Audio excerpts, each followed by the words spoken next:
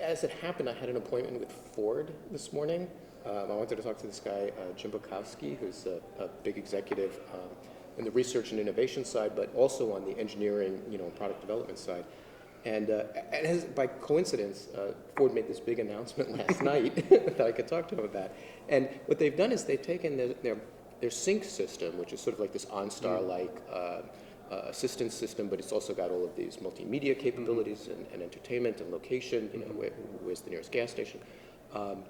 And they've opened that up now to developers. They've created a development kit, and people are going to be able to, basically create apps for sync, which means that you can send stuff, applications to a car.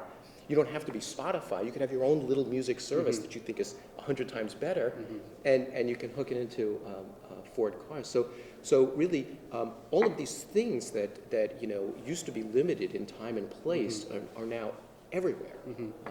And that business, by the way, of everything needing an SDK, everything needing a developer's kit, so that like every big company becomes like this, sort of master and all of these little, basically creating an ecosystem of applications. That's kind of an interesting idea all by itself, I think. Well, that was actually one of the things whereby people have noticed that Microsoft isn't here, for example.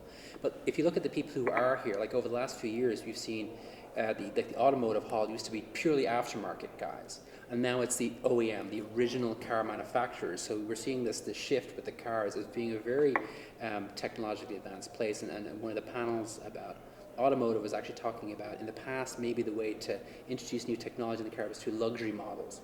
And it would filter down to the rest of the marketplace.